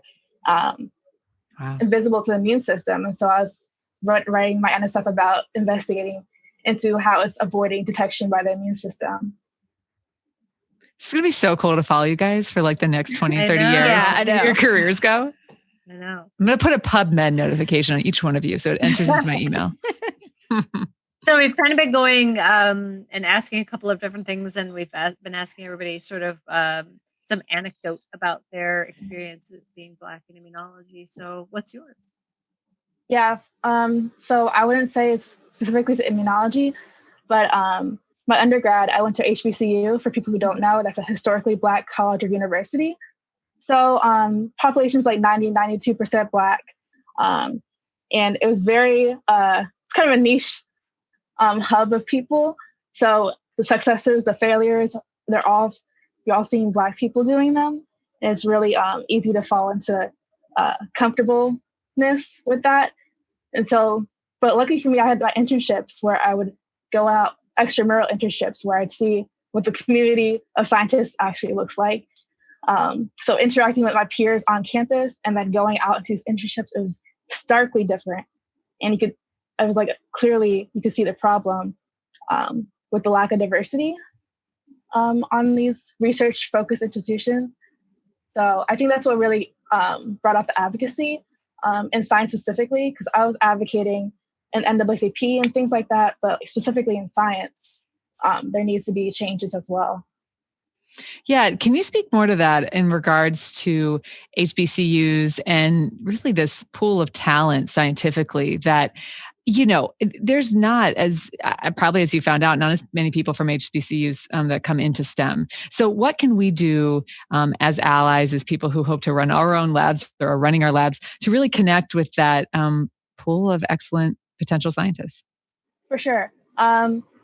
Really just reaching out to them, having panels and things to advertise your grad schools and your programs. I know Penn recently did that, thanks, because I kind of pushed them to do it, but we recently did it at Hampton University, where we talked about the grad school program, the application process, what you can expect from grad school.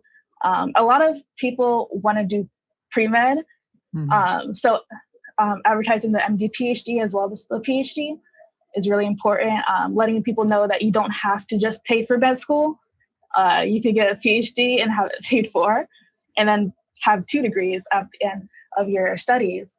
So it's really have to put your foot forward and reach out to these schools and let them know that you also want to access that pool of applicants potentially. So yeah. Do you think that a potential grad school giving some information about how does the application process work and demystifying all that is a good strategy to help with opening up the application pool at both an HBCU, but for diverse undergraduates across the board? Is that something that grad schools should be focusing on? For sure. Our Office of Research and Diversity, Equity and Inclusion Director, he does a lot of work in Puerto Rico. So he reaches out to those universities there, and he gets in contact with them and has these panels to invite their applicants to apply to not only the PhD programs, MD PhD programs, but also the internship opportunities they have here. Fantastic. Yeah, I think that, not to put you on the spot, but I think that that's an aspect of diversity that we don't always think about in terms of undergraduate institutions. So anything else, Evonne, that you would like to talk about, touch on? And then I think the next part we'll talk a little bit more about the Black and Immuno Week. No, yeah, let's get to Black and Immuno. Oh wait, can I ask them one more question? Yeah. So when did you first realize that you were interested in science? What sort of got you into science in the first place? Okay, so I was really just interested in animals in general. I didn't want to be a vet, so I was like, how do I study animals without being a veterinarian? And eventually I told myself I was going to be a zoologist, not knowing what that meant. But trying to follow that path to be a zoologist, I just did whatever sciencey thing came my way. And then in undergrad, I realized that you can go to grad school without having to go to MD or vet school. And you can do masters or prep programs, postdocs, or PhD. I didn't even know you could apply to a PhD directly until I got to undergrad. But that's how I went from wanting to do science to doing it. Well, I did want to swing back around to Justine. I don't know if your audio's back. Can you hear me? Yes. Okay. Perfect. So I didn't know if you had anything else to say. I didn't mean to cut you off at the end there. The only other thing that I would have to say is to promote Black and Immuno Week. Our week and our collective is all about amplifying voices, and this can be used as a resource for institutions to find Black talent and to recruit diverse speakers for seminars and for conferences and other panels. So we hope and that podcasts too. Yeah, that would be great. Is there going to be a roll call on the first day? Because I feel like those first days of some of the other weeks, my number of people I follow on Twitter has risen quite quickly. Yeah, the first day there will be a roll call. So we'll all introduce ourselves, our paths in immunology. And from there, we have various other events. Our second day focuses on innate immunity. We'll have speakers who work in that field. They'll give small talks throughout the day, and then we'll have a panel discussion. So innate immunity, we kind of think of like early response. So we kind of view that and compare that to early career paths. So you'll hear from a lot of early career scientists, PhD students, undergrads, and postdocs about their experiences, their journeys. And feel free, I think Elaine, maybe you want to talk about the Adaptive Immune Day. Justine and I are like the planning gurus. So for the following day after the innate, we have adaptive, basically the same format in terms of like the talks. We are going to curate like 4 to 5 talks by excellent scientists.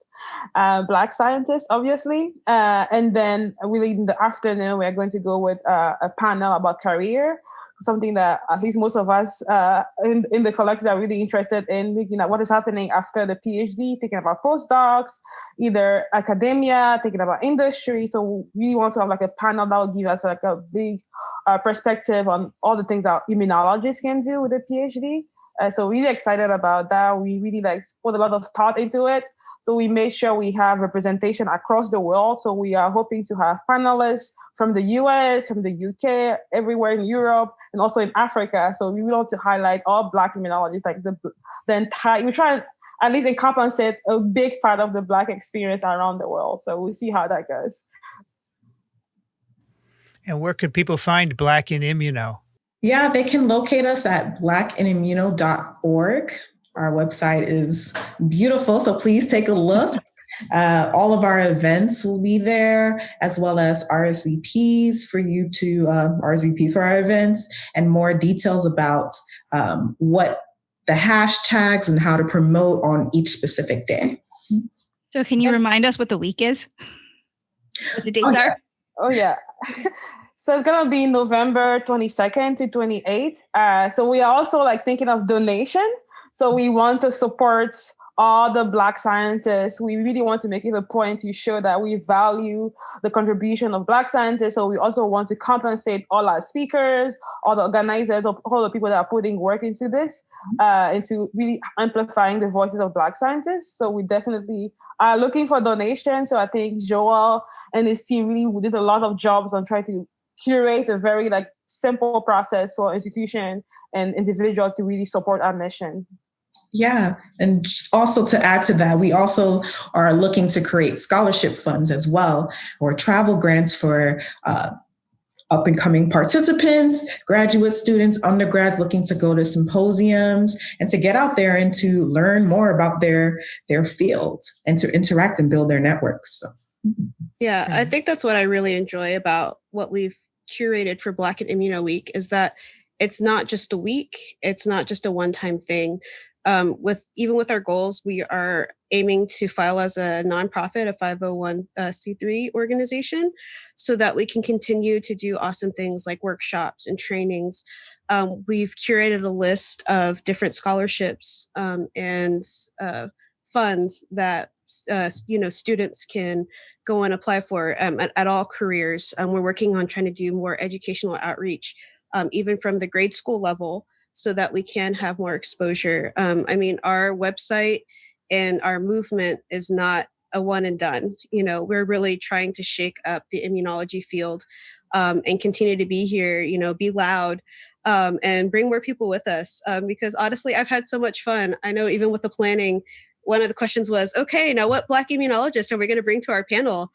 And I remember just like, about that. I could show up. I'm pretty cool, but I think we might want some other people to be there.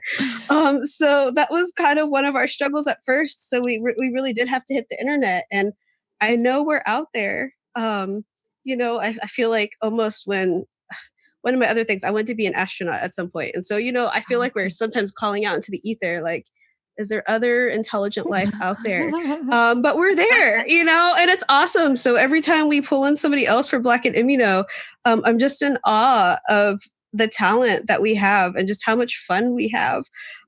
So I'm excited to see what other things, and I know Elaine will get on me, but we are also trying to host some socials because she's all about the fun. So we do have a fun channel on our Slack that, we post, just fun things, usually our song of the week or theme of the week, which is always great because then, we're all kind of on the same page. So this is more than just a one-off thing. Always check back on our website, our social media handles. We're on Twitter, Instagram, and TikTok. So we're just going to have fun with this and just keep the communication going. So I was looking at your schedule here, and there's one thing here that I'm curious about. Immuno talent show. Oh, wow. What are you going to do? So I think that for that day, we really wanted to highlight the things that immunologists do that are not immunology. So we have a lot of talent already in our collective, people into cinema, people with like graphic design skills. So we really want to bring all those skills like to the forefront. It's like you're a full person on top of being an immunologist. So you have all this other, passion that you are going through basically. That's great. Fantastic. Yeah, definitely shout out to Evonne because she did quite a few of the graphic designs that we have. Oh, cool. I think she put up the one there. She didn't do that logo, but on the website, the one where it's the Black immunologist with the pipette and the every time I see something that comes from the graphic design team, I'm like, oh, bless you. It's so beautiful. I just want to print it out and, put it on the wall. There's one of our graphic designers. He really likes more cartoony type things. So I'm hoping that we can get a shirt pretty soon because the way he did the macrophage was just, I was like, most of us were like, we identify with that cell. So we're going to have merch. We're going to make this a big thing, like I said. And it's wonderful because when I first kind of came into the collective, because that was kind of where I was like, we need a 503C. We need to collaborate with other Black and Immuno. But I like to feel things out at first. And just to see everybody was like, no, we need to do this. Like, go big or go home. And that's just been so encouraging that, just dream bigger. That's what we're doing every day. And every day that we come together and work on this, just dreaming bigger and bigger. Yeah, it's amazing how the team came together with different skill set. And I feel like I'm always shout out to Evonne because they have done amazing thing. I think the banner was designed in less than a week. And I was just I have no graphic design skills, so I can appreciate that.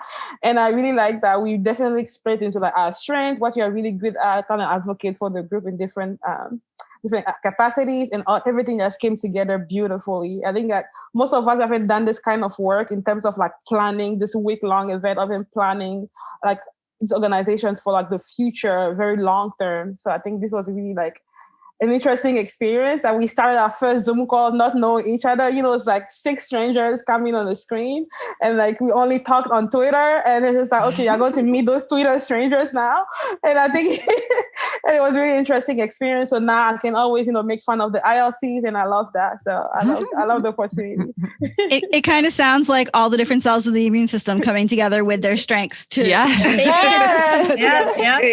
absolutely. It's actually kind of funny because with Joel, I actually met his mentor in his lab last year at my university. We have a Kopchik symposium for the Kopchik fellows, and we had invited Dr. Spitzer to come speak at our symposium. So I had I had dinner with him. I don't know how much of his presentation was Joel's work, but I remember just being in awe of that work. And then when we got connected on Twitter, I was like, dude,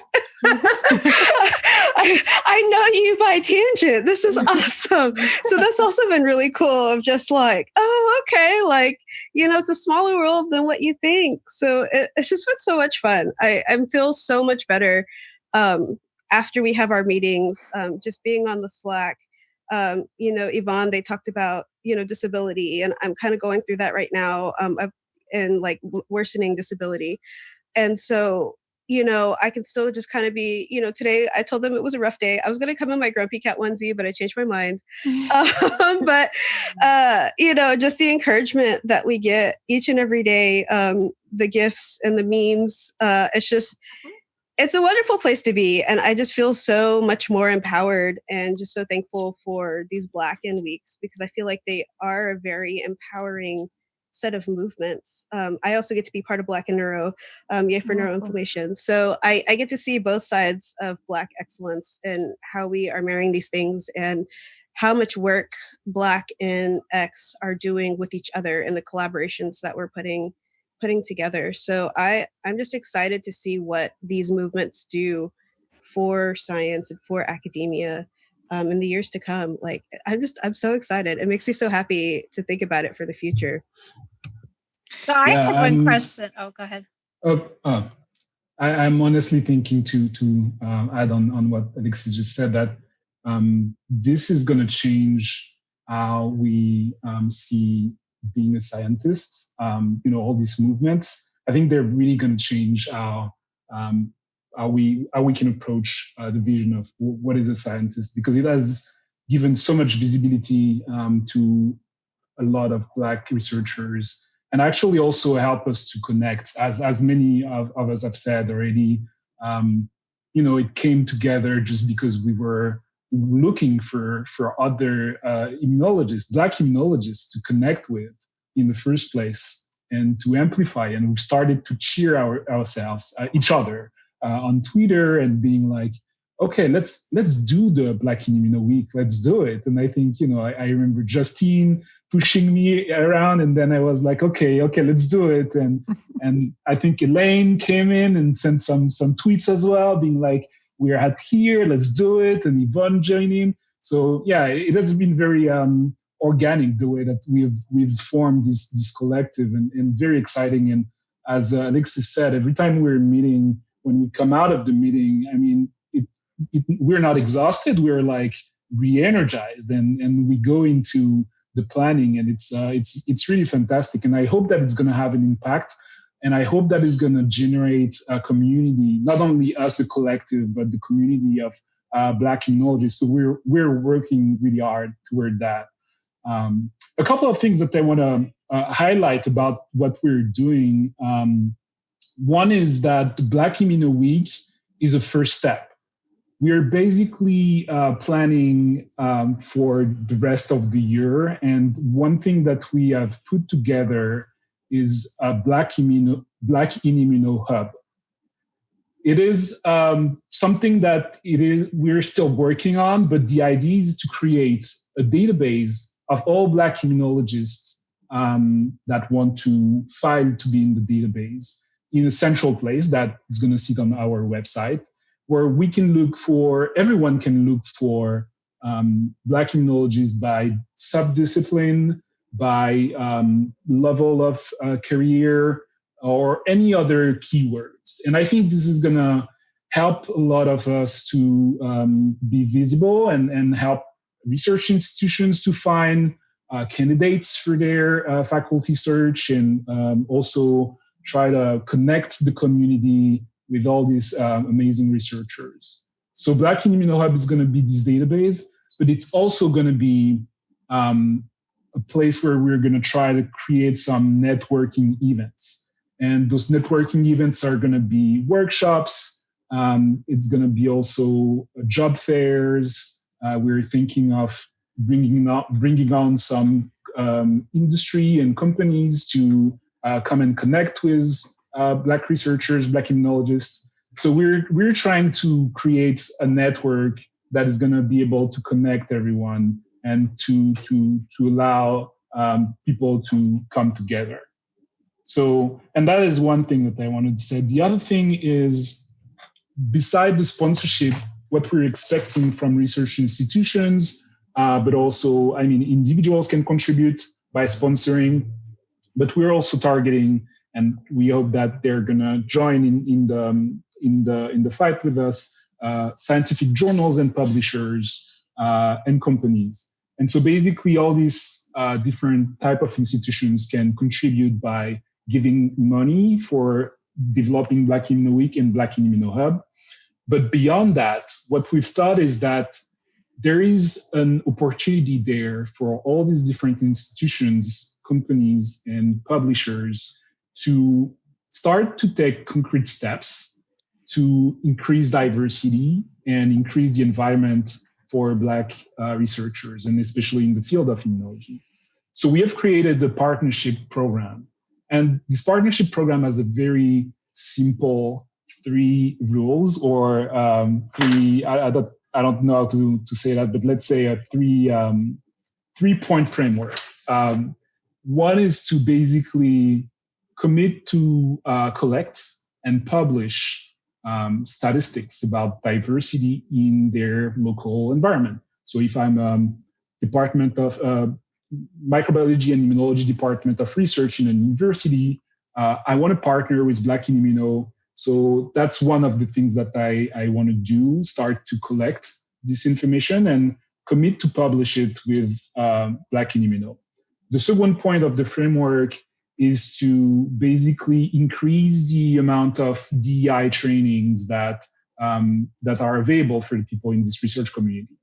And same thing here, we want numbers. That's the only way that we can evaluate how things are evolving. So we want institutions to publish the numbers of people that have been through trainings and how they're planning to increase that. And the third point of the framework is to basically have a plan of action. It doesn't have to be something that we would come up with. Any institution have, a set of issues that they want to work on, so they can make their own plan of action. But this plan of action, we wanted to contain the numbers or the target numbers that this institution want to reach in the next 3 years, in the next 5 years, and in the next 10 years in terms of diversity and the proportion of Black individuals that they want to have in their institution. So it's really something that we're pushing forward, and we hope that a lot of institutions are going to be excited to partner with us with that. We think it's a simple framework. We know it's a lot of work, and for now it's something that is lacking. But it's very important that this first step is set so we can actually follow up how these institutions are doing and work with them to help them to improve the diversity and the quality of the environment in these institutions. Just to add to what Joel said, I think really one thing we're trying to push is for accountability, because we know that during this moment, the recent month, there's been a lot of emails being sent out, a lot of plan of action.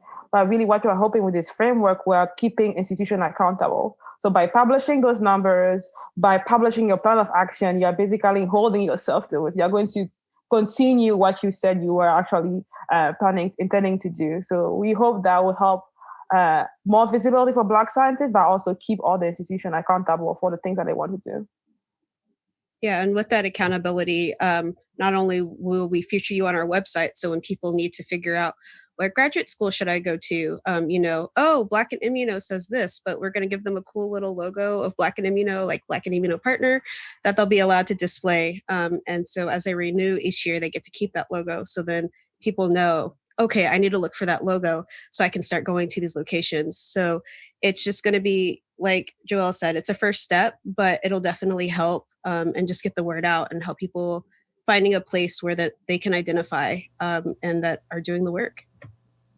It's like wow, I'm really impressed with how big. I mean, this is, like Alexis said, like dream big, go big. And I think when we originally started planning this, I don't think we talked about the hub, unless I'm forgotten about it. I don't think we did. So it came together in the last week. I think it was in the back of our mind since the beginning, but we've started to formalize it in the last, let's say 2 weeks maybe. And it's already on the website. There is already a page for it, but it's like work in progress. But you can already click on it and see that it's going to come together, and there will be this database and this program for, social networking and all.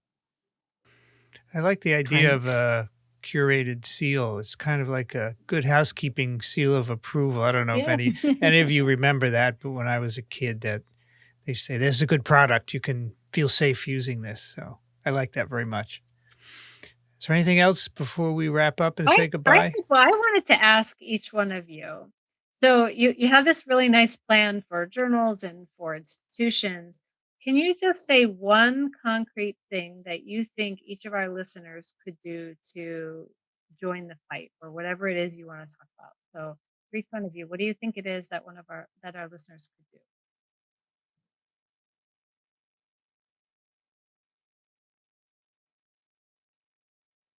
I can start, I guess. I can start. I think I will think about my own graduate program, and I think that I've seen that I think are helpful and giving me hope. I think is listening. I feel like there have been a lot of assumption of this is why I think your experience is, or this is I'm in my bubble. This is not real. This is not happening to you. And I think for allies or people that are not Black to like basically being better at listening and trying to develop empathy. I know it's hard when you're not in somebody's shoes or somebody's experience. It's really hard to imagine that. But I think it's definitely important to be in those shoes, to at least listen to the person or think about their stories and believe in it. Like it is real. Even though you don't feel it, you don't understand it, or you don't experience it, it is real. And acknowledging that goes a very long way, because then it makes me feel valuable. It makes me feel heard. So I think my thing will be like definitely starting to listen and trying to understand people's experience. Yeah, to double back on what Elaine just said, I feel that silence isn't the answer, like at all. But to me, that's you being silent on the topic. It feels that you're not creating the environment where I personally can feel comfortable to be in. So speaking up, calling out microaggressions and racism when you see them, just holding yourself and other people accountable as allies. It will help take some of that burden off of us, because we can't hold the people that are doing the things to us accountable all the time. It's a never-ending cycle, and we'll end up being exhausted. Like T cells, right? Yeah. So I guess I would maybe say, kind of in the vein of each one bring one, more of just on the same vein of, speak up, speak out, do the work. But I also want to say, just don't forget what it was like when you were in that stage. I feel like sometimes in academia, especially, even if you say, I don't know how to do this, people still assume you know how to do it. And so I know that was probably that's been my biggest struggle with my PhD, is just all these acronyms, all these forms, all this XYZ. And I'm like, I have no clue what you're talking about. So just not only advocating, but being true mentors, and bring somebody with you, bring somebody that doesn't look like you to the field, so that we can continue to diversify. And you can continue to diversify and learn and become a better, more complete human, for lack of a better term. I would say that the one thing I think everyone can do, and I think everyone should do, is to develop some awareness and understanding, and become an ally and work toward becoming an ally. And allyship is kind of a vague term, right? I mean, it can be a lot of things, but basically for me, as a scientist, allyship is really close to do science. Basically, allyship it makes you put yourself in a place where you admit that you don't know, right? And as scientists, that's what we do, right? We don't know about what the ILCs are doing. That's why we're doing research, right? So allyship is the same thing. It's like putting you in a place where you admit that you don't know about the experience of a Black person. You don't know how this and that can affect this person. So I think it's something that we can do as scientists, right? Because we do it for science. So we can do it also for in our relationship with other individuals. And then another part of allyship is to engage in learning in a perpetual way, right? And that's also what we do as scientists, right? We are going to read papers for the rest of our lives, right? We're going to do science for the rest of our lives to learn, right? So we can do the same about learning what are the experience of other people, what we can do to help people in going through some of this experience, what systemic barriers are, how we can break them, and all these things. Basically, for me, allyship is like doing science. So I'm very hopeful that scientists can pick up on allyship more easily than maybe the general population, because for me, there is this really strong parallel between being a scientist and being an ally. So yeah, I'm pretty excited for that, and I'm pretty hopeful that scientists are going to pick it up, and I think I see a movement. So I'm very hopeful, and I want to see how this goes. I would say just be intentional about what you're doing.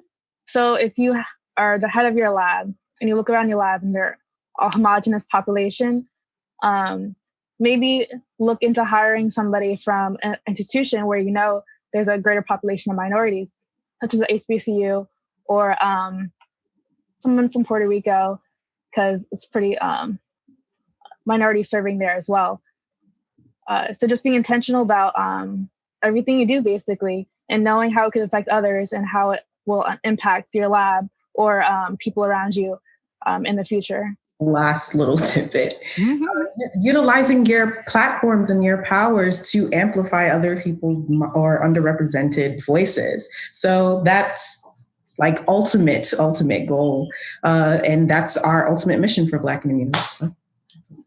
Wonderful. Yeah, and we thank you as well for using your platform right now to amplify our voices and our movement. And we hope that this is going to help to have more people knowing what we're planning to do and join us in the fight. Yeah, absolutely. Well, months ago, someone wrote to Twiv and said, "Why aren't you saying anything?" And that made me realize that we had to, right? Because sometimes it has to be pointed out, right? And the key is not that it has to be pointed out, but that you do something. And so I recognized that we had to do something, and that's why we have gone through the various Black in Immuno, and we have Black in Microbiology, Black in Virology, and we have tried to increase participants on all the shows as well. I think that your call to do something is what we're trying to do. We have a platform, and we are obligated to use it. So we're going to do it. No question. It's not just for this week either. It's forever.